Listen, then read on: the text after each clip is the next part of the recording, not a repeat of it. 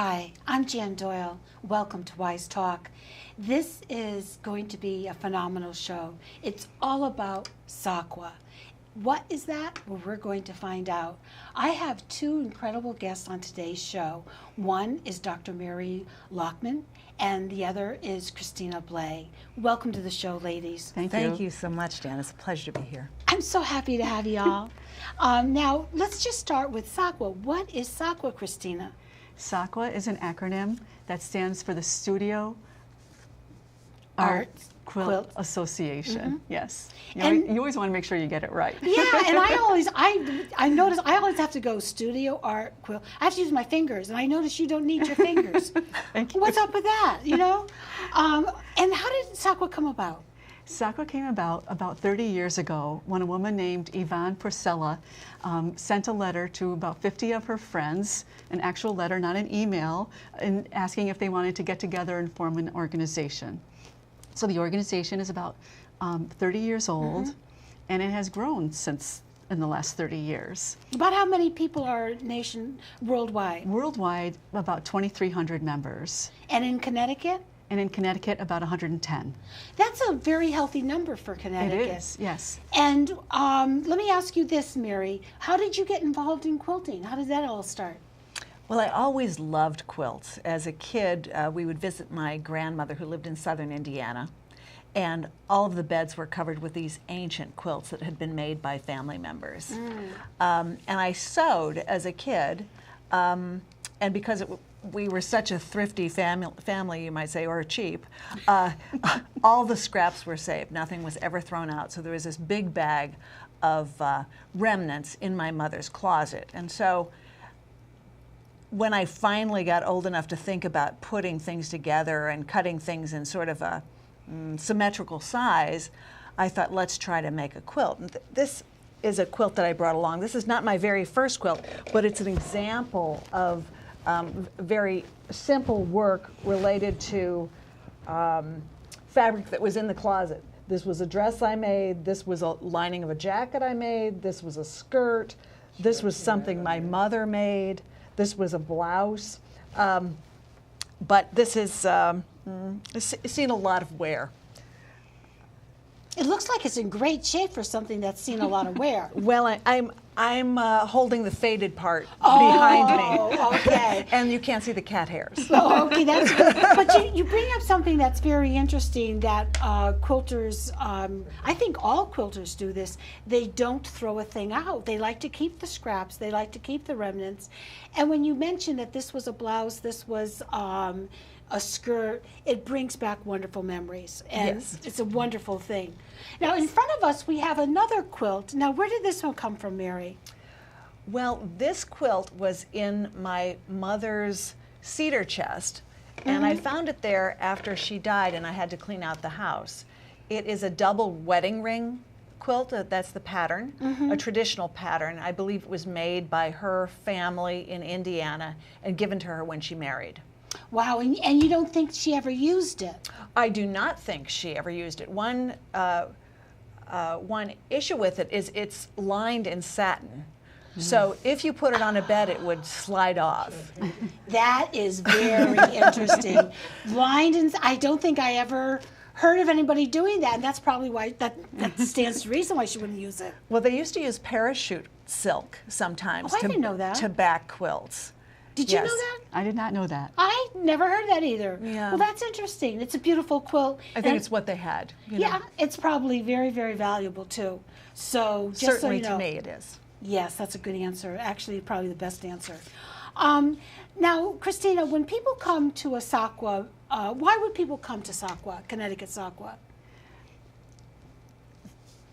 Our group, the Connecticut chapter of the SAQA, holds about 4 or 5 regional meetings throughout the year, and we offer them in different locations around Connecticut so that people who don't like to drive too far don't have to go too far for a meeting. So we hold them in all 4 corners of our state, and we have a business portion of the meeting where we talk about exhibitions that are coming up and things associated with the group. But at the end of each meeting, we have what we call show and tell. Or my favorite way that when you say it is bring and brag. Bring and brag. And so at the end of the meeting, we have the members of our group can show the rest of the group what they've been working on since the last meeting. Well, let's talk about one of the bring and brags here. Okay. We have one of your pieces. What is this piece called? This is called Duchess Happy Dog. And I made it when I felt like I wanted to make the happiest thing that I could make. And that, of course, was my dog. And the fabric is just beautiful. Now, where did all this fabric come from? I think Mary can tell you, and I can tell you, that quilters have a stash. A stash? A stash. What is a stash? A collection of fabric that we don't throw away. I think if it's smaller than an inch square, I could throw it away. But if it's bigger than an inch square, then I store it away in color-coded compartments. Yes, yes. And I start pulling from that stash and start, this particular quilt is called Raw Edge Applique, in which just pieces of fabric are cut loosely and laid down in order to make a pattern. Now, when you start making color selections, do you have a thoughts in mind, or does it just happen organically? I definitely have a plan for my quilts. I think that's the best way to start, but sometimes things happen, well, because you don't know what's exactly in your stash. And so as you start in one area and you want to collage and blend to another area, the quilt might start making decisions for you instead of you making the decisions. That's an interesting way of saying it. Now, I noticed you glammed it up a little bit. How did that happen? My model for this quilt is my dog, and he's a boy. But as the colors started to come through in this, I realized that this was a more feminine dog. That's the way I looked at it. And so I kind of added like the paisley ear, and she got a big pearl necklace for her collar. Very, very nice. Thank you. Very nice. Now, so this is applique. Yes. And Mary, you have a little bit different style. Tell me a little bit about your bring and brags. Well, I work in a variety of styles, really, Jan. I haven't settled in on exactly one that is my favorite. So this piece I call Rear View Mirror. It is based on an image that I see every day on my commute into White Plains, New York, where my day job is. It uses hand-dyed fabric and some fabric collage and some thread stitching to emphasize these winter trees. This is another example of an art quilt. This was based, it started with a base of a stencil on hand-dyed fabric. The stencil was this facade of a building, and then I embellished it with portions of fabric that were cut out for this medallion, different designs that I put on the wall, as well as some rubbings, some oil stick rubbings. Another style that I've worked in is this. This is a piece of vintage crochet, an old table runner. And now, where did that come from, the table runner? This also came from my mother's estate. It had a big stain on it, and I couldn't bear to throw it away. And I used wool roving. That's wool before it's spun into yarn. I didn't know that. Yeah. I didn't know that. Okay. And you can lay it on another fabric, a natural fabric, like cotton, which is what the crocheted work is. And then you wet it and rub it, and it will anneal itself to the other fabric. Then I stitched over the top and embellish it. I call it Brown-Eyed Susans. This was actually featured in one of the Quilting Arts magazines. Oh, terrific! A couple of years ago. And then the back of it is interesting. You didn't show the back. Now, Yes, many times quilters love to see the backs of things, Yes, which is we like unusual. we love to see each other's stitching, because Yes. often this is done in a free motion style where you drop your feed dogs on your sewing machine and then you just move the fabric around very smoothly, and it allows you to do all kinds of different but what designs. kind of fabric is that on the back? This is also wool roving as a layer on the back. So Okay. it could be a reversible piece, or could be hung in the window. Oh, you know, you're right. You're absolutely right. Excellent. Now, I noticed you have you have variety of styles that you like, and you talked about dyeing your fabric, and I know we have some examples of your own hand-dyed fabric over here. Yes. And do you do that a lot? I do it when I need a piece of fabric. Oh, that's interesting. That's an interesting answer. And you have a piece over there that I absolutely love, that piece. This is indigo dyed, and it was used making used by folding the fabric and using clamps as a resist, which allowed the white to remain, and then the dye was only absorbed by the fabric, that was not compressed by the clamps. Because it looks to me like little picture frames, and that what I should do is put a picture in it. And that's why it really speaks to me. Well, it's a large piece, and I haven't really decided what to do with it. So it's just on my thinking, in my thinking box right now. There, and that's what quilters like. So my style is, this is my fractured owl, and what I do is I take photographs and then I have them printed on fabric, and then I do something that's called thread painting. And so my owl comes through, and I noticed that when I looked through it a little later, I liked using some metallic thread. So we all have 3 different areas that we enjoy, but does that mean if someone wants to come to SAQA, they have to fit into one of our areas? Absolutely not. They don't? Can they bring their own style and their own interests? Art quilts are not meant to be functional utilitarian quilts, such as older quilts like this one. Or the quilt that you have on this was meant to sit on someone's lap or be on the bed, whereas art quilts are, the whole subject of it being art is that it would evoke emotion or express some inner feeling that the artist is trying to present to the public. And that's a very interesting way of saying it. And so SAQA is an organization that is dedicated to art quilts, not necessarily utilitarian. Utilitarian. Yes. But SAQA has a very broad definition of what a quilt is. What is their definition? It references 3 layers.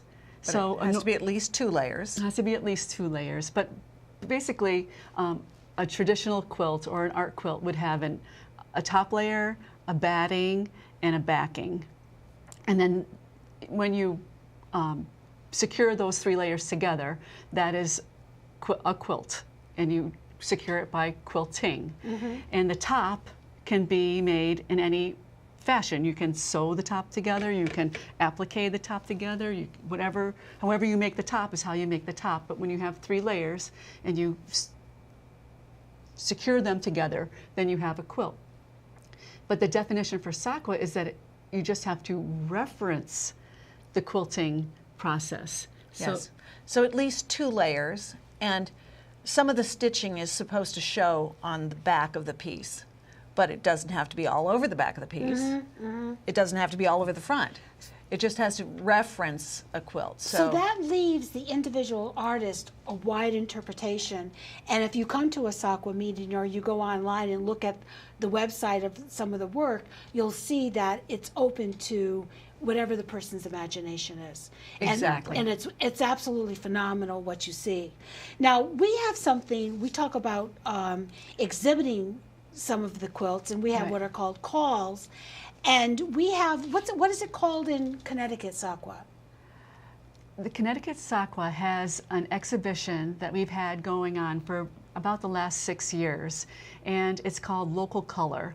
And the first year that the exhibition existed was titled Local Color, and the theme was anything that had to do with the state of Connecticut.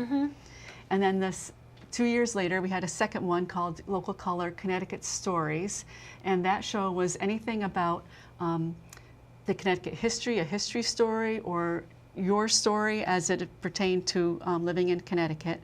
And currently, we have a show called Local Color Inspired by Science, and that will be at the Windsor Arts Center September 1st through mid-October.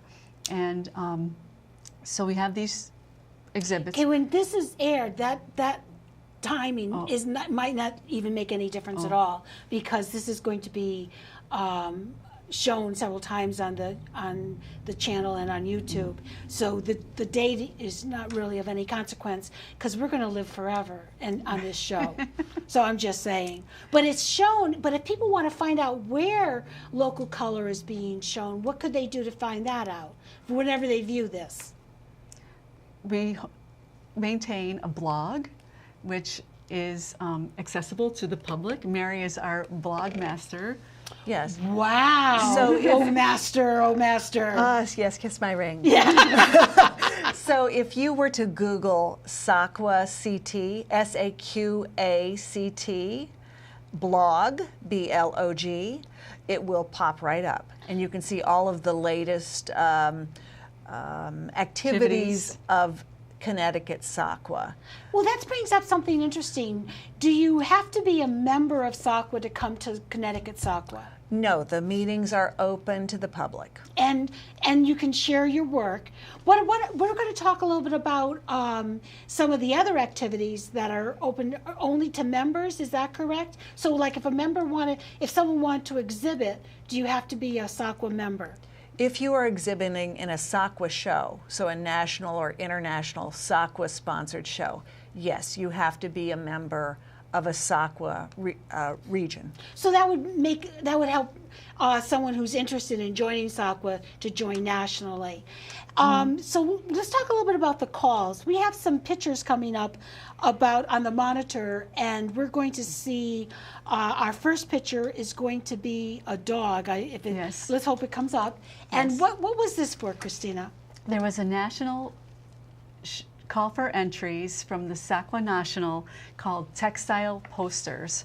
And I immediately thought of the French posters of Le Chat Noir, and I wanted to translate those posters, or that style of posters, into my dog. And I have a little aside here, and that's one of our friends in SAQA said, if it's distracting you from your quilting, it means you need to make quilts of it. Oh, and when love I that. got this dog, I was truly distracted, and I decided that I needed to make quilts of it. And so my dog Dutch has become a theme in my work.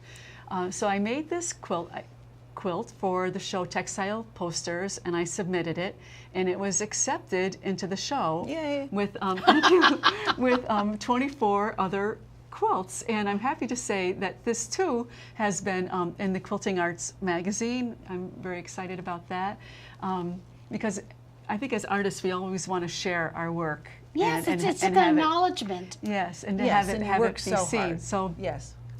so this is this was from the National Call for Textile Posters, and that's one great thing about being a member of SAQA, is that there are these national calls, and if your work gets accepted there, then the work can travel all over the country. Well, that is a good thing about being not a member of SAQA. So if one wanted to be a member, we don't handle the membership on a local level, but I suggest that you Google SAQA, and there's a membership form on there that Right.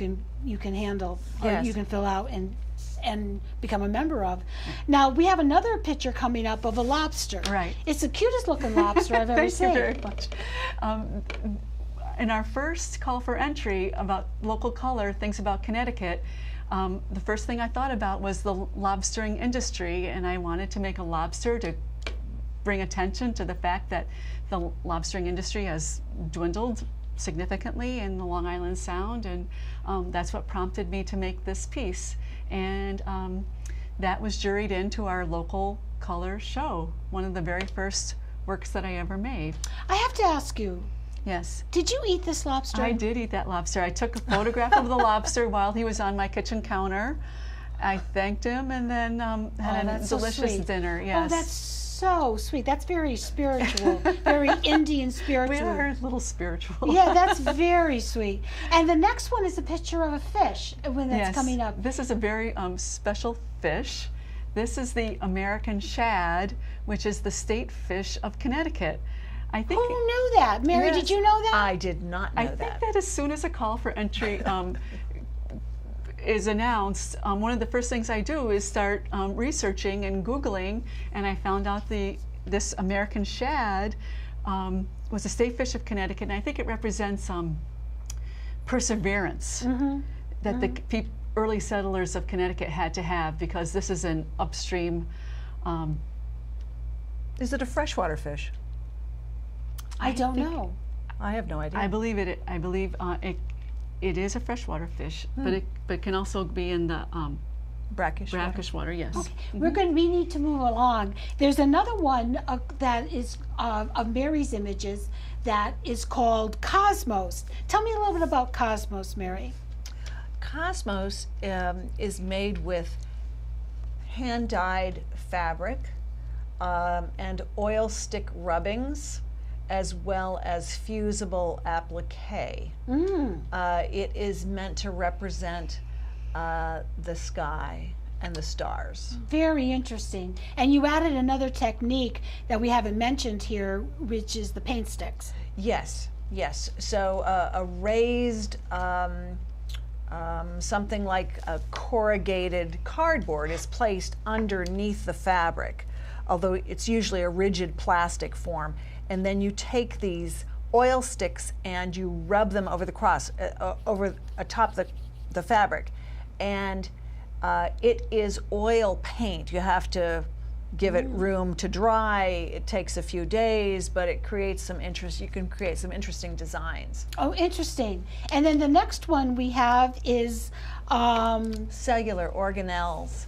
does this have to do with you being a doctor? Well, I'm a pathologist, and I'm working on a series related to the cell. And this, to me, is sort of the inside workings of various parts of cells, from the mitochondria to the endoplasmic reticulum. And we can talk about that later. Oh, I can't wait. I want to read about it. so that's very, very interesting. I also like how that you're a doctor and that your quilt work is related to that somewhat. Now, we don't really have that much time left, so I just kind of want to talk about who becomes members of SAQA. What are their backgrounds? To become a member of SAQA, all you have to do is like art quilts. You don't have to be an art quilter.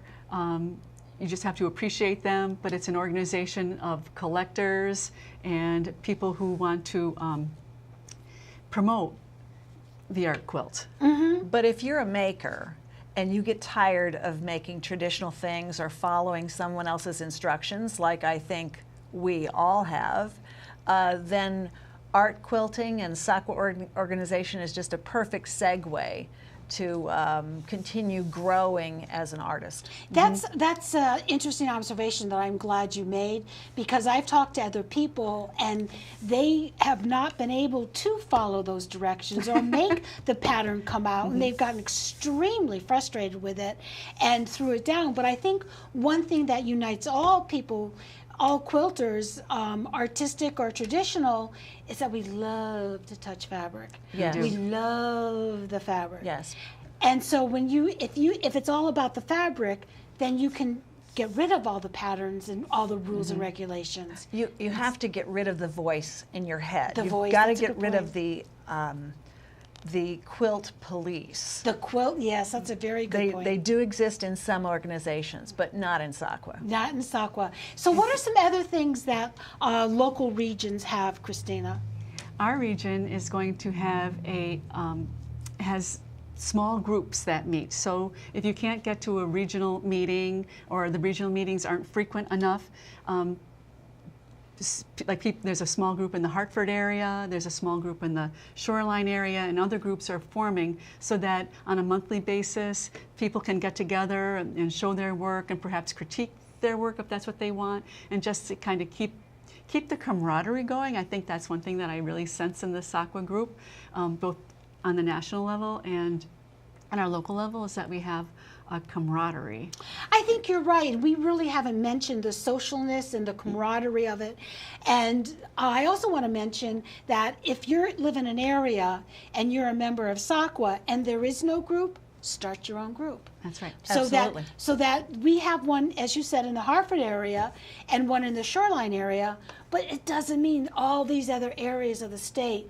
We want you to start a group. We want you to call people, and these groups are open to anybody. But there's a limit. There's a logistical limit because they're in people's homes, and you can't have 108 people in there unless you have another kind of house, and then I'll be very jealous. So now let me ask you this: where do you have a website, Mary? I do. What is your website that people could learn more about you? My name, marylockman.com. And what would they find on your website? They would find examples of my artwork. They would find a little bit about me. They would find a connection to my blog. They would find out about the book that I wrote called Moth at the Window, which does not have to do with quilts, but it gives you background of why I quilted, the essence of my raising up, you might say. Yeah. Good. And Christina, do you have a website? I do have a website, ChristinaBlais.com. How do you spell Blais? B-L-A-I-S. Okay, just checking because I know I had issues. I just saying. It's a French name. Yeah, I have lots of issues, but I did have issues with that. Yes, and I have a gallery on my website, so just about all of my work, and I have a blog, and my website is just starting, so I haven't blogged that much yet, but I'm planning on blogging about the experience of art quilting frequently. And I'm on Facebook. I have a Facebook page, Christina Blais Art Quilter, and that's a little easier to update for people to see what I'm working on or what's going on in the art quilt world. Yes. Well, that's terrific, and I have a website, but it's not having to do with this life as an art quilter. I have to work on changing it. It's a lot of work that I just seem to don't find the time for, but I will have to make it. But if people wanted to find out about SAQA, where would they go to get that information? Just SAQA.com, SAQA.com. And on the SAQA website, there are places that people can look around and learn more about the organization. But once they become a member, then that unlocks other resources that are on the web page for people to use. Well, that's a very good distinction you just made, because I never really kind of noticed it because it unlocks automatically. But you do get a lot out of it if you join SAQA. Absolutely. But if you want to kind of dip your toe into it right now, you can go on the website and see when our next meeting's coming up because we announce it on the website. I don't want to give the date now because this is going to be shown long after I die. Yes. So I won't even be alive. But just for reference sake, Christina and I are the Connecticut reps right now, and we have a lifespan of 2 years. So someone will be replacing me as if we were replaceable. No one could ever replace but you. I'm getting Doyle. over that part too. So I sincerely hope that people come and watch. So if you want to learn more information about it, please go to SAQA.com or the SAQA Connecticut, and you can find more information there. If you want to contact me, you can do that at jmdteach@comcast.net, or you can always contact the studio, BCTV. Thank you so much, ladies. Thank you, Jan. Thank you, Really Jen. appreciate it. You really. It is a lot of fun. I mean, we're talking about quilts. So